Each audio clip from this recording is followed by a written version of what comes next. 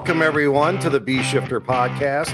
We've got John Vance and Josh Blum here today, along with an esteemed panel as we continue to talk about supporting your decision-making using a thermal imaging camera. Last week was part one. We were talking really about exterior size-ups and using it on the outside of a building. And then today we're going to focus a little more on what we do interior and some of the tricks, and really what we're looking at, because I don't think a lot of times people really train on what they're looking at. Before we bring the guys in here, Josh, you got anything for us this week? How are you doing in the greater Cincinnati area midsummer?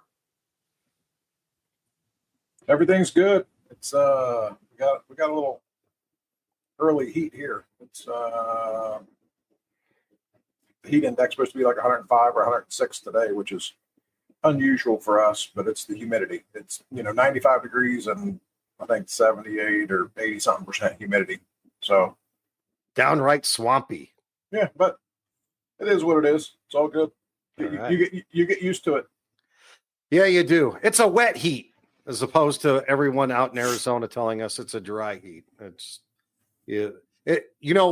I would rather. Now, I have never fought fires in Arizona, but putting on turnout gear when it's this dew point and this kind of heat is especially miserable. I don't know how they do it in Arizona. I don't know if it's any better, but in the Midwest in the summertime, or the Florida guys too, like I don't know how they do it.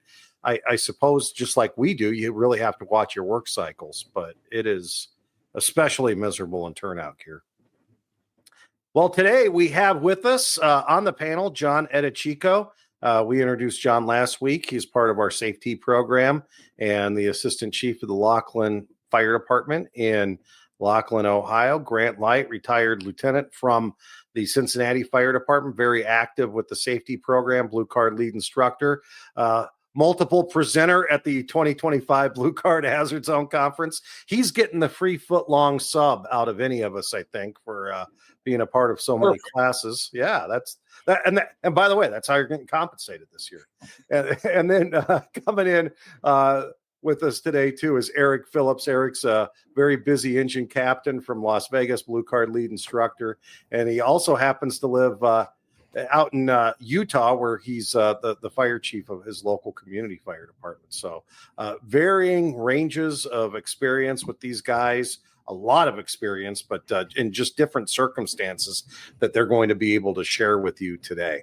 And today we're really going to focus on what we're seeing on the inside. And I think John, Grant, and Josh last week gave us a lot of great tips on what we're actually looking at and also dispelling some myths and really, I think, great motivation to train more on the thermal imager. We introduce people to that in our safety training that we do. So there's an opportunity for people to learn there, especially this year at the Blue Card Hazard Zone Conference. But get your hands on it, learn what you're looking at. And I think when we hear from John, Grant, Josh, and Erik today, it will really be the motivation for us to get a little deeper into what we're looking at. So where do you want to start today, John? I'm going to bounce it over to you, and we're going to look at some images. We invite you, if you're just listening to this, to follow along on our YouTube channel, Bee Shifter on YouTube, because we will have some images. We're going to describe to you what we're looking at. So if you're audio only, you'll be able to get something out of it, but you'll get a little bit more if you're following along on our YouTube channel. So what's up first today, John? Let's talk about why we should use it. Well, big thing, it is going to reduce our time inside searching for victims by 75%. That's a study done out of Melbourne, Australia. Michael Whitty did one in 2010, and he dove deep into it. 75% reduction in time that we spend searching for people, whether that be a victim or a down firefighter. So when we say we're for them, we're truly, if we're using the thermal imager, we're going to reduce that time. So if it takes us 4 minutes, we're down to 1 minute. So diving into it, He also looked at firefighters being lost and disoriented, which is 18% of the firefighter injuries on the fire ground. When we are lost, disoriented, we want to go back to our what we've been taught in school. Right hand search, left hand search, follow the hose line, stay on a wall, all that stuff. But when we get off of walls, we are able to use that thermal imager as long as we have it fully charged, ready to go, and understand what we're looking at. His study showed 100% success rate in getting out of a building. So that's a big, big takeaway. So reduction in time to finding the seat of the fire, 60%. So we're creating an environment that we're putting fires out faster. We're getting to victims quicker and making it safer for everybody involved. So that's the big reason why. I think that's why we should use them. So I think that's where we should start. So on the picture that we have up on the screen, we have a little acronym that we like to use, and it's life, layout, and fire. So every time we pick up that thermal imager, we want to look at and say those 3 words inside of our head and go, what are we looking at? Because if we're just looking at the screen just to look at it and not have a process to gather the information, process the information, and make decisions based on that information, we're not doing anybody any good. So if we're looking at that picture, life, layout, fire. And we always put life first, so we're going to stay low. That's where life should be, is lower in the screen. So we're going to try and keep that in the highest sensitivity mode possible by staying underneath that heat. So I believe we started talking about, looking for the blobs last week. And, if we start looking at this picture, do we see any blobs? That's the first indication that we should be investigating something. So on this picture, it's on the bottom left-hand corner. There's a blobby looking thing in the grayscale that we need to investigate, put our hands on. From there, we got a pretty decent idea of the layout. I've got a clear floor. I can see all the way to the baseboards. On the other side of the room, I've got a little cutout and a couple of doors or things that are man-made. And then when I get to the fire aspect, I've got higher heat to the right in the reds, transitioning to oranges and moving to yellows. So I have that whole picture. I can process that all in about 3 to 5 seconds. What am I going to make a decision about? There's a blob. I'm going to move over to that, get my hands on that. So, John, you mentioned the life, layout, and fire, and that's the importance, right? That's what we're after, right? To pick up, to understand what starts out to be the most important thing, which is that life. When you keep saying blob, what we talked about it in the last, but some people may not have seen that episode or heard that episode. If you look at that picture, you can see something that just looks weird, right? And you talked about the man-made. Everything man-made has got straight lines and right-hand corners and things like that. And it really helps you to determine what's not so important in the picture, right?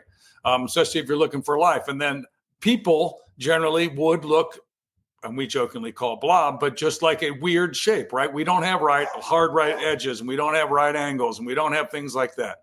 So the ability to quickly look over and see in the bottom left corner of that picture something that just looks weird. Could it be a pile of blankets? Could it be just about anything that isn't a human? Yes, but it also is something that we should investigate, right? That just draws us into that. And then the other things now you're looking for layout, and that's where we are looking for the man-made items generally, right? To see like where there's tables and doors and windows and couches and things like that. A quick idea what the room layout is. So if we our camera were to die right then, we would have a pretty good idea what's laid out in that room in front of us. And then obviously when you say fire, the color really helps determine that, right? You can see that the redder is on the far right, upper right side. So that's the hotter area of the fire. And then it turns to the oranges and down to the yellows as you move left across the screen. So where do you think the fire would be, right? Yeah, I completely agree. And we'd be remiss if we didn't say it. We can't scan it like a video camera, right? We'd miss that odd shaped object in the bottom left-hand corner. If we're just scanning around, because, it's going to be quick. Yes. Yeah. Scanning doesn't work also. And one thing when you train, you kind of miss that when you get in a real environment. All of a sudden, you're going to have an SCBA face piece on. You're going to have, depending on how thick the smoke is, a lot of smoke between the end of your SCBA face piece and the beginning of the screen of the camera that is going to, make things harder to see. And then that camera, if you pull it in closer because of the thick smoke, now you're going to have a vision problem, because it could be, for some people of age, it starts to get a little out of focus the closer you get it. So all those things stack up against you. And if you're just panning around, you're not going to pick out the little nuances that you really need to be able to see and figure out in your brain and process and make a decision about. If you're scanning all over the place, if you're just wildly panning around, you're going to miss some stuff, and you might miss the most important thing. I think one of the things that when you're conducting your training using these TIC cameras, you got to kind of explain the why it's in this fashion of life, layout, and fire. When we know more about the TIC cameras that we're personally using every single day, we tend to use them different based on the technology. So if you have an older camera, that delay from switching from high to low sensitivity is going to be drastically longer versus a new, say, C camera that's pixel for pixel. So knowing your equipment and really knowing the why it's doing what it's doing will help us inside understand and interpret everything that we're seeing through that TIC camera. If we think we're just going to take it off the rig, go inside, whip it around a few times, and think we're going to be able to interpret anything, we're just fooling ourselves. So the more training that we can get to on this subject, but really diving into why is the camera built the way it is, we're going to have more success inside, finding that victim faster, knowing the layout of the structure inside, and then finding that fire and putting water on it quicker than we ever have, because we actually know how to use our camera instead of just whipping it around because it's something cool that we have. Erik, I think right now, it'd be a good time just a brief little piece on the, one of the fires you and I talked about, where, pretty significant smoke condition with like heavy content condition, but your firefighter has their own camera and used it. And it was like, how'd you know to go right there? And like, you as a company officer, while you were doing what you were doing, they were able to use the camera to find the fire and navigate quickly to the fire. So yeah, so we had a fire, and I couldn't be more proud of our firefighters on Engine 4. Middle of the night, the nightclub fire was arson, had some gasoline, put it on some cushions. So a big open floor plan with the restaurant that was kind of attached to it with booths, heavy smoke conditions, thick black, all the way down to the floor coming out of the weep holes on the stucco. They went in about 5 to 8 feet, and through all the training and talking that we're doing with TIC cameras, they've actually gone out on their own and purchased some of those situational cameras. And because of that, they found the value in training and a few little fires of, this camera can help me out being on the nozzle. And so this particular fire, obviously visibility is zero, and they go in about 5 to 8 feet, and they pick up their TIC camera, and they're able to identify life, layout, and fire. And from that position, they're flowing their hose stream approximately 30 to 40 feet through the structure, hitting that fire from essentially what would be the front door. Now, we were probably all taught in the fire service, don't flow water till you see the flames. And there's some people still today that believe in that. But we talk about flowing and moving, and how can you flow and move if you don't know where that heat is coming from? And so because they have a TIC camera, they take it out, they are able to see that the fire is up and to the left a little bit. They start flowing water. By the time I get to them, which they're only about 5 to 8 feet inside of the structure, that fire is knocked down and the heat is kicked all the way back to the structure. You had some residual heat over to the right side. I'm thinking the fire's over there because when I got to their position, that's what I could see is the heat over on the right side, which that was just residual heat trapped in the restaurant section. After talking with them and trying to figure out where we're going to attack this fire, it was then communicated and figured out that they had already knocked it back and the fire was actually on the left side. And so being able to have that TIC camera, being able to interpret when to use it and how to use it, we're able to put water on the fire faster from a farther location. And we often say, from a safe location. Well, we're inside 5 to 8 feet, flowing water, and now starting to flow and move to the seat of that fire, putting that fire out quicker than ever. And in this instance, had a great result from it. We talk about TIC cameras. Why would they go buy that? That's the fire department. Well, I can tell you a few things why my guys went and did it. One, you spend more money on a cell phone than you do on this personal TIC camera. And two, no firefighter has died with a TIC in their hand. And you think about that for a second. No firefighter has died with a TIC in their hand. That's pretty powerful. And the third thing I want you to think about when we're talking about this interior size up using a TIC camera is we generally have one TIC camera on every engine or apparatus. When you go to the scene, who generally holds that TIC camera? It's usually the officer. Well, let me ask you, in your company, where does the officer usually at? Is he in the front or is he in the back? Now, I'm lucky enough to have four-person staffing, so it's a little easier for me to be closer to the nozzle. But if you run with 2 or you run with 3, what is that officer really doing? He's a little more hands-on because there's only 2 people going inside if they're first in. I've often laughed when I was a young firefighter thinking, why is the officer behind me with a TIC camera and I'm crawling into this building and I'm doing it blindly? Those days should be over. We should never go into a structure sending the nozzle person in without a TIC camera because they're going in blind, and the person behind them, I guess we could lie to each other today and say they're always right by the nozzle person, but we know that that's not the case because we got to hump hose. We got to do a lot of other things.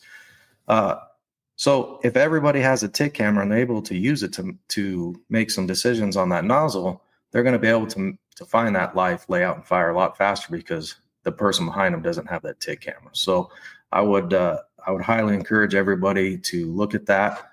They're cheap enough now. You spend more money on a cell phone than this TIC camera, and this will greatly enhance your interior firefighting operations with one key aspect. You've got to be trained on how to use it, the limitations, what it can do and what it can't do, because it can't do everything. As Grant and John said earlier, when you see that blob like in the lower left corner, you got to get some hands on it. You can't just think you know what that is, but you still got to use it as a tool.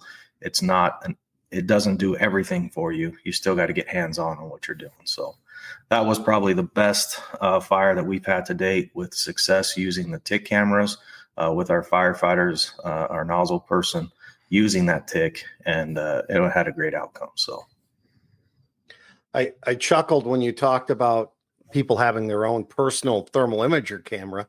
I was in a class about 25 years ago with Chief Goldfeder where somebody got lost inside a structure because they didn't have a flashlight, and the guy refused to buy a flashlight because he just was against spending of his own money. And Chief Goldfeder said, "So you're going to die inside a fire because the bastards won't buy you a flashlight." And I we can now say the same thing about our thermal imagers because the technology's come so far, and it's probably just about as much as those flashlights were 25 years ago when that new technology came out. So it's kind of interesting how we come around to that. But they'll buy their own Halligan and super secret mold that's got their initials on it, and their own fingerprints in it, so that they can hold it right and all of that.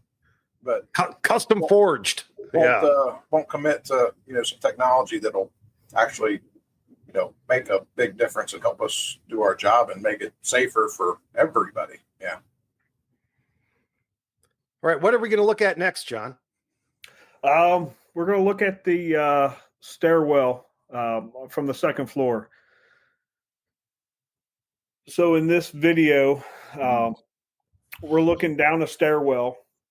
And if we look at this properly, we need to understand gray scales. There's about 300 different colors of gray, and our eyes can only see so many of them. But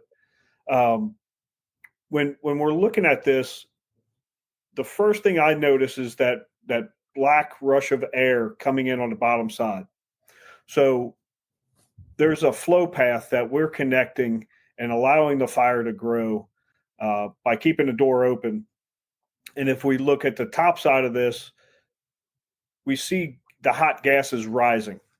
So if we're just pointing and moving around like we're a video camera, we're going to miss all that movement. So this is a short clip that we took, but you can clearly see all that gas, and we can get a good idea life layout fire. There's no life that I can see that needs investigating. I got a really good idea. The clarity of this picture or the video is really good to where I can see the railing, the stairs go down and to the right, and that's where the fire is. And if I can see that I'm going to be in the cooler air on the bottom side as I'm making my descent down those stairs, and understanding that if I don't do anything about those gray, white looking wisps of heat energy, that's going to turn into color eventually. So I've got to be really cognizant of this. If we're going into a basement fire, what's the flow path look like? When the back window fails, is that going to change what I'm going to see at the top of the stairwell? So if I see a difference in cooler air coming in on that, I know there's something else going on. Anybody have any comments about this picture or anything else that we should be looking at? Well, I think it's a great video, just that you can actually see the cool air being drawn in and the hot air going up the staircase. Like you can really actually see it. Like it's not it's just so defined. I think it's a great video to see the drawing of the cool air, the darker, cooler air getting drawn in, and then the hotter, obviously much hotter, rising up gases going up, and they're white. It's the whole black white in the. They're not even so much in the grayscale. They're at both ends of the spectrum. The white is obviously the hottest thing there, and then the black cool air being drawn in is the coolest thing in there, and it defines it so well. It's just not something you see very often. I think one of the things you look at this picture here identify is the size, location of the fire. Location obviously being one of the key factors in this picture that you see. If you didn't have a TIC camera and that smoke is banked down to any level, how quick would you identify that there was a staircase going down, which indicates that we have a fire below us? I don't care if you're in basement land or you are in a place that has 2, 3, 4, 6 stories of buildings. Anytime that we can identify quick that there's fire below us, that's going to be a huge red flag that we need to evaluate those interior conditions and see if we're in the right attack position. You're not able to do that if the smoke is of any significance without that TIC camera there. It's a late thought. Now using the camera appropriately, you're going to identify that much quicker, which is better for everybody involved in this instance. I don't care if you're talking about victims, the building, or us. The quicker we can identify that fire is below us, the better off that we're going to be. All right, John, our next picture here. What are we looking at, and what should we be looking at? Well, I think I need to go back to what Grant said earlier about this picture. We're looking at this through the lens that's just a couple of inches big. Our face mask is going to be sooted up and have moisture on it. Our eyes, as we're getting older, get worse and worse. So as we're looking at this, we're looking at heat energy in the grayscale again, and how that really is being reflected onto the building materials. So we're looking at that top side of the hallway. So we're looking down the hallway. We did our scan, life layout fire. There's no life. I got a straight hallway. It's about 10 to 15 feet long, and then it tees off. It goes into a room. So when I'm looking at this and I'm looking at the fire side of things, there's nothing really to tell me like what the fire is. Is it big? Is it small? Because there's not a lot of heat energy being transmitted. But what I'm seeing is a small dip towards the direction of the fire where it is, and it's to the left.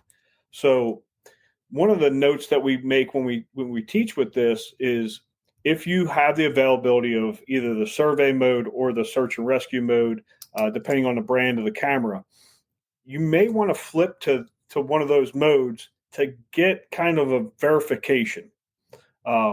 If you're well trained in the operations of that camera and you can do it really quickly with a gloved hand, perfect. If not, but you have to look for this little dip in what I call the V. So it's dropping down, the V pattern of the fire growth. So I'm looking at that little drop in the V at the bottom tip at the top of the ceiling level.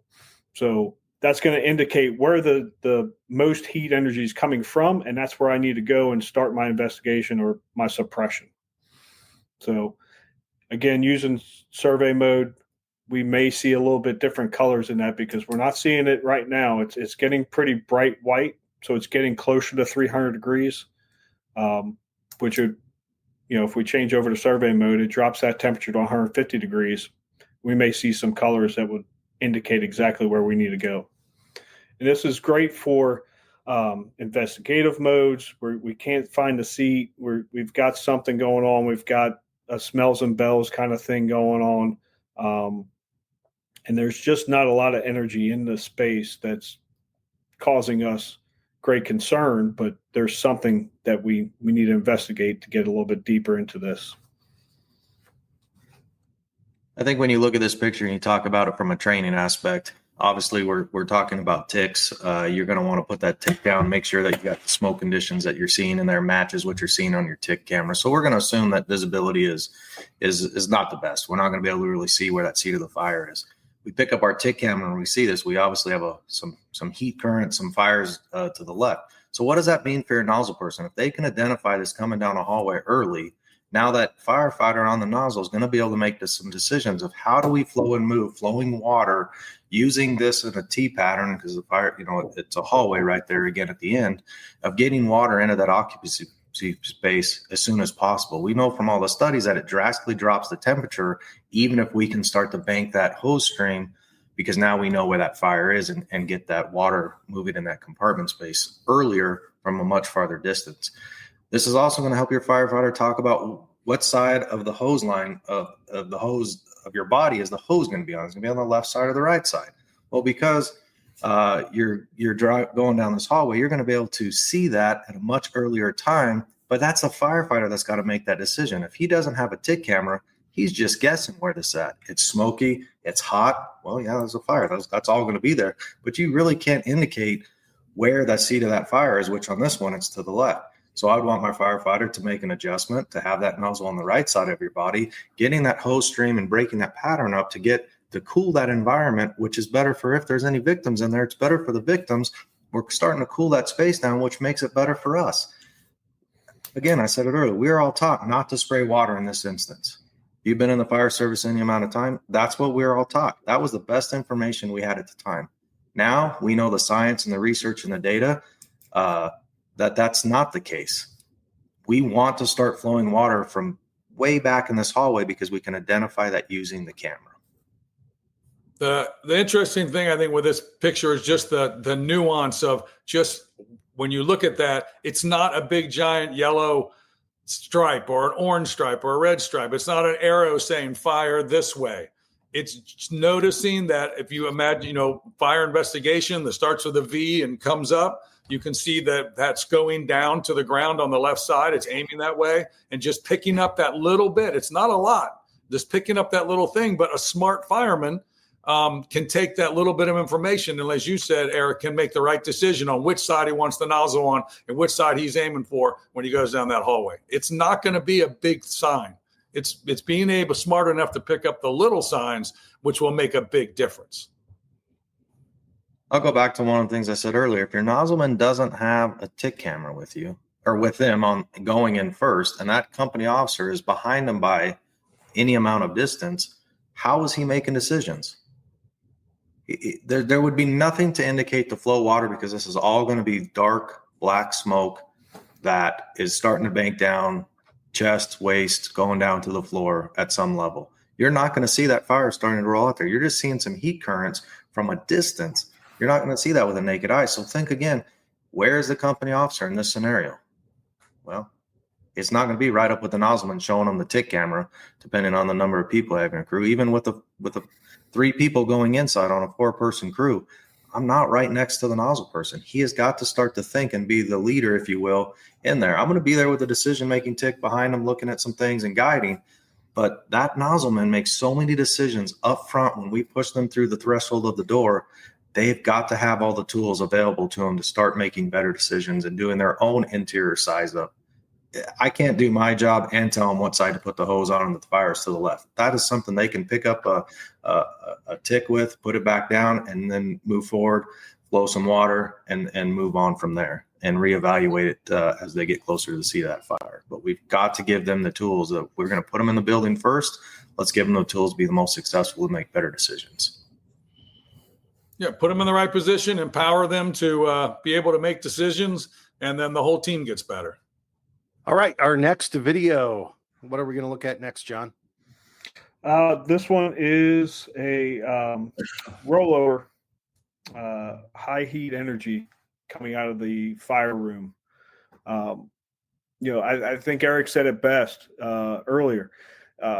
When we give our firefighters the tools to make suppression happen at a further distance, a safer distance, who's that going to be better for? Us, the building, them, right? Everybody involved.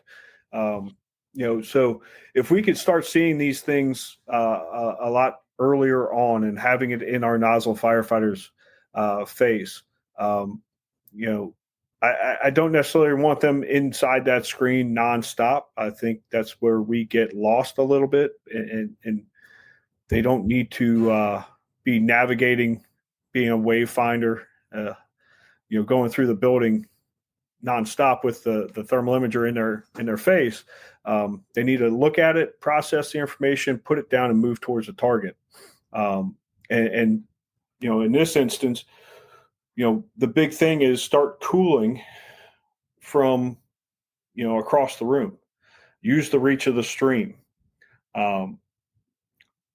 We can deflect water through that space, to get some water to the seat of the fire, depending on our path of travel to this. But we need to start cooling this down.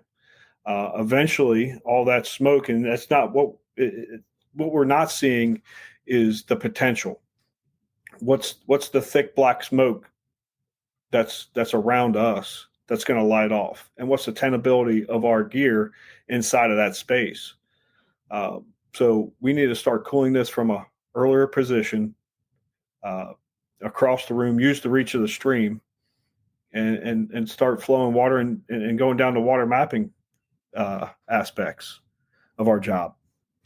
So when you're looking at that video playing, and we see, the edge where the yellow and that grayscale starts on the back, away from where the fire is in the room, where it's red, where we're starting to get that 800 degrees. So when we're looking right there, that's that breadcrumb trail, if you will, that kind of leads you to that path of where the fire is. So, I can point and see right where the fire is in the room, but we may very well have fires in multiple rooms, or it's traveled down a hallway, right? So using the camera and navigating kind of a point-to-point thing, what am I looking at, and then what am I going to do about it? So in this case, I could start flowing water, like John said, from a distance, but even looking further at that picture, through that door, the most energy is coming from the right-hand side, right? So if I'm talking about deflecting water into that room and trying to get water directly onto that seat of the fire,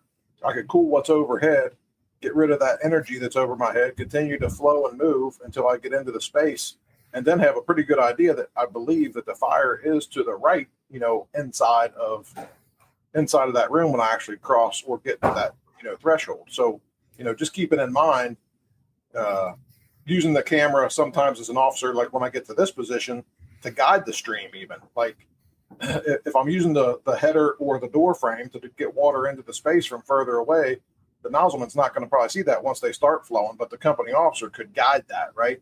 So, as we go through this TIC series, we have plenty of videos that show that, as far as what does that look like, kind of a water application that's TIC guided, if you will, by the company officer. Move the line to the left, move the line to the right, whatever, so that we're actually getting it into the space far too often we flow blindly and aren't really making the impact we could because we're not using the tools that we have available.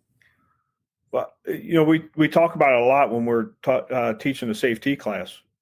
Just put the thermal imager in front of the nozzleman's face, right?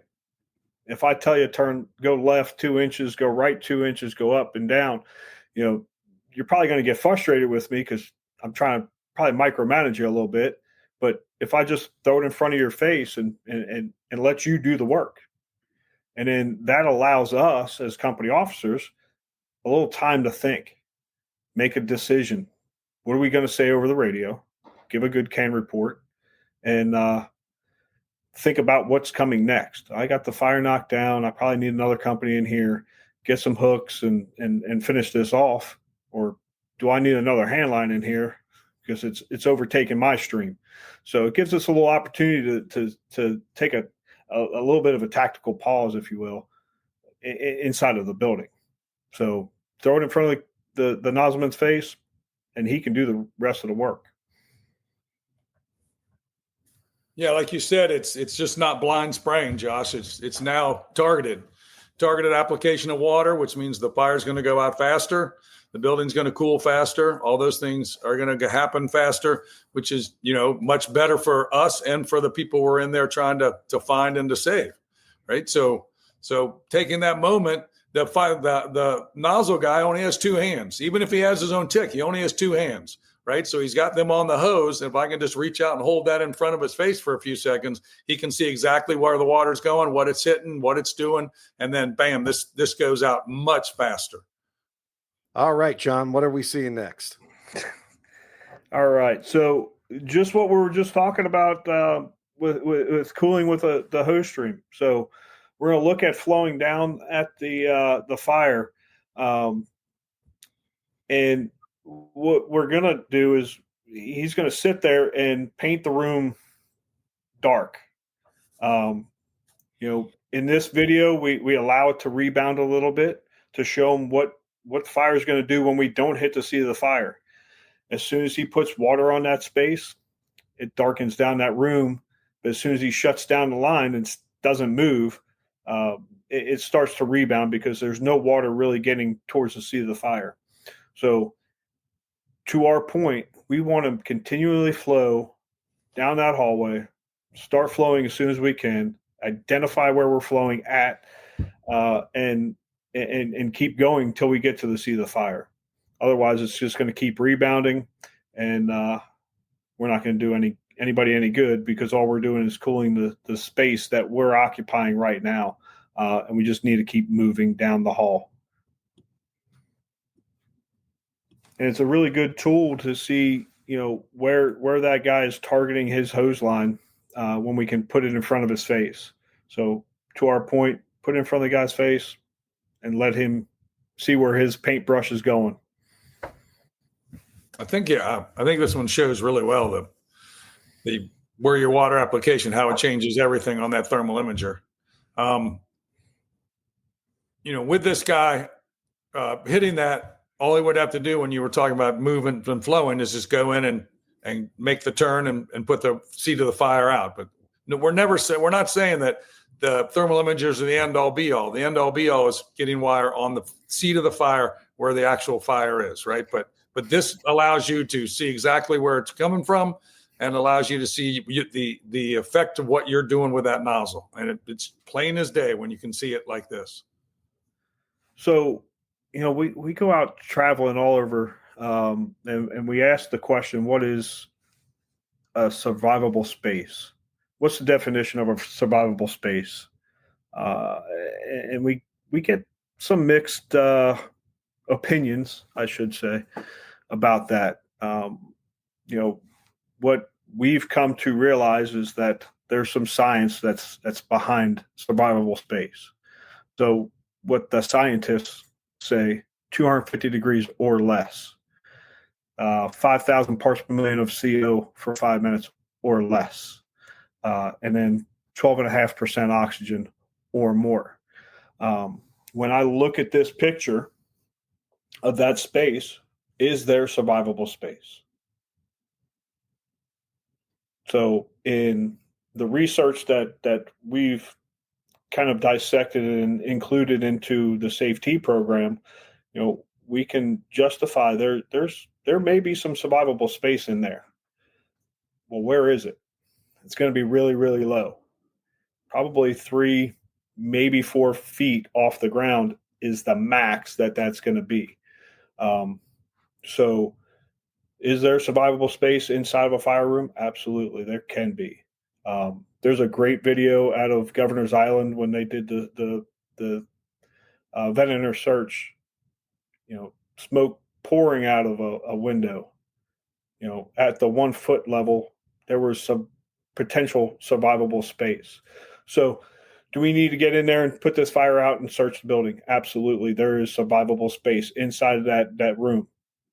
So it's going to be low, and that's why we need to keep our thermal imager as low as possible, keep it out of that heat. Depending on the brand, the Seek camera works very well with every independent pixel is working in high and low sensitivity. But if we don't have that and we have something else, that switches modes, we want to stay below that so that way we have the best opportunity to get a victim on that camera and get our hands on them and get them out of the building.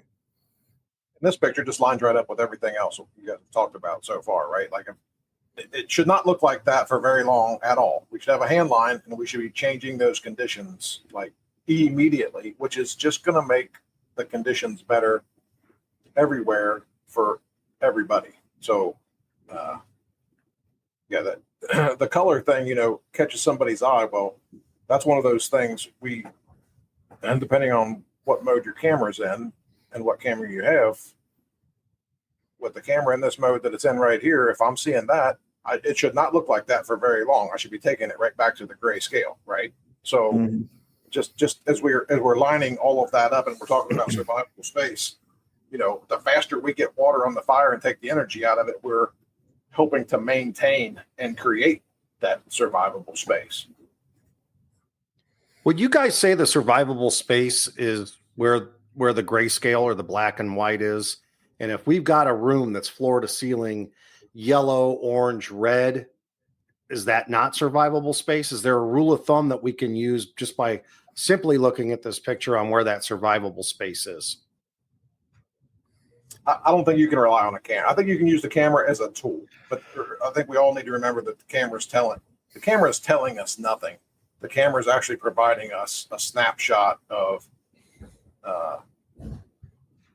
and then we have to process that, right? So, I would not use a camera to say there's survivable space or not. And you go back to the example that John used about the Governor's Island. If you looked at the window of that, it's like there's nobody alive in there. But we think about where victims are found, and they're found on the floor. Yeah, I mean it could be survivable if that's where they are, survivable space, right? And then I know we're talking about a TIC thing, but then keeping in mind that don't make it worse. Then if you find a victim, then don't raise them up to the 2 or 3 foot level either. You keep them low and keep them in the survivable space because they were breathing a bit on their own, but then we brought them up to the 3 foot level when we drug them out and exposed them to all of that. And that's just another reason why putting the fire out and making conditions better helps as well. Because if I can cool that space, then I have a little bit more flexibility when I'm removing somebody also. I think when you talk about survivable space in that picture, time is one of those factors. We don't know how long that room has been looking like that or where that victim is in the room or how long it's been like that. But I can tell you one thing. If we have a hose line with us and we see these conditions, there's one thing we can do to make that better for everybody. Flow water. And you do that by recognizing this quickly and having that nozzle with you for the one thing that will make that room better, and that's to cool it. And we use water to cool that room. So I gotta say one thing, and it is what it is. If we go into a fire and we come out and our stuff is all burned up, or we come out of there and we say that was a hot fire, holy crap, I was burning, and we had a hose line with us, you're an idiot. And I say that because We have the one thing that will take care of those. And using this TIC camera, you think of a victim that's laying on that floor in there. What do they want to do? They want to be cooled down. And the sooner that all these other pictures that we saw from as a stairwell or going down the hallway, the faster we can see the heat and we start flowing water, it cools them down. And that's what that victim's wanting. They want to be cooled down and removed out of there. So when we talk about survivability, yeah, there's a lot of factors that go into it, but the earlier we can identify it and earlier do something about it to make it better, now we're actually making a difference. Erik, I think you hit the nail on the head. What's missing is the time, right? How long has that condition been like that, and how long have they been under that? Because there's still radiated heat radiating down on them, and also those numbers. Just so we all understand, those numbers were behind a closed door in a room behind a closed door, right? So the 250, 5,000, CO and the oxygen level, the 12.5 is the survival space behind a closed door. So if they're laying on that floor in there and they're getting radiated by that heat that's 450, 500 at the ceiling, things are gonna they may not have a lot of time, even though where they're laying is actually only 100 degrees or 150.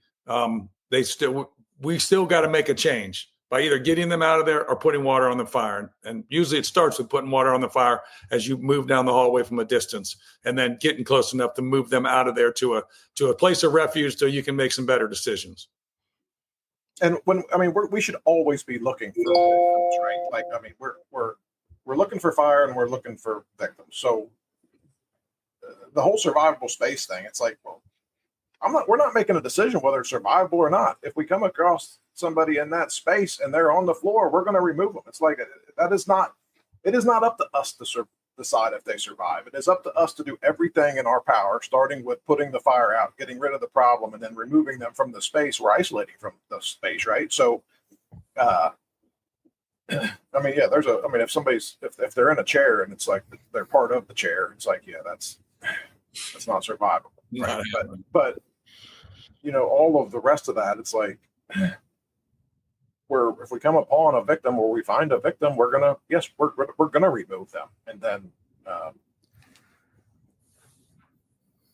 and the best thing we can do, we've said it 100 times already, is put the fire out. All right, great information once again. Always learning something from you guys. This has been good on our interior operations with TIC. I think we could do a part 3 of this coming up, where we talk more about the construction features, fire protection systems, and those types of things. So we'll definitely come back and continue this conversation, tapping into the expertise that you guys have on all of this. It's been great. Thank you. Before we go, you guys want to do a timeless tactical truth? Sure. All right, here we go. Timeless tactical truth from Alan Brunacini, and today's timeless tactical truth is your PPE is not a proximity suit. I think people don't know the limitations of their turnout gear. What can what we look at on the TIC tell us about survivable space for us and what we're able to get into because our PPE is not a proximity suit? Yeah, our PPE is structural firefighting gear, right? And it's designed and tested and all that kind of stuff. But everybody's got to remember, when they test that gear to show what its ability is to resist heat and heat transfer into the inside, it's brand new gear, right? It's tested as brand new. And every day you wear it, every day it hangs up, gets sunlight on it, every day it gets dirty and then gets washed and gets dirty, is washed. Its ability to do its job to the fullest, it gets degraded over time. So we got to remember that it is not a proximity suit, and it's also it's not a suit of armor, right? It is fire gear that's doing the best it can, but we've got to be smart enough not to think that it is more than it is. Yeah, we talk about this a lot in the safety program, right? It's designed for 17 and a half seconds, brand new, right out of the wrapper in a flash fire. Well, what happens when you wear that one time and you wash it and wash it and wash it 5-6 times just to get it loose to wear it the first time? It reduces the ability to allow that heat to get to your skin. So you're getting burns a lot quicker. We joke 111 degrees is all it takes for somebody to feel pain on their skin. So make a decision when you're feeling pain. So we have to understand that the best thing that we can do, put water on the fire, keep ourselves cooler, and keep that thermal insult away from our skin. So it is not a proximity suit by any means. And the level of protection of PPE goes down drastically as we continue to be bombarded by energy inside the building. So longer we're exposed, right? So if your gear is going to perform better if something happens in the first minute than it is you've been exposed to 300 or 400 degrees for 5 minutes and then something happens. Right. Right. It's already heat saturated. Yeah. It's a cumulative effect from 5 fires ago. Water for the win. Well, we'll leave it right there. Josh Blum, John Eadiccio, Erik Phillips, and Grant Light, thanks so much for being on the B Shifter podcast today. We appreciate your time, gentlemen, and sharing all that you did. And we will continue this conversation on down the road. Until next time, thanks so much for listening to B Shifter.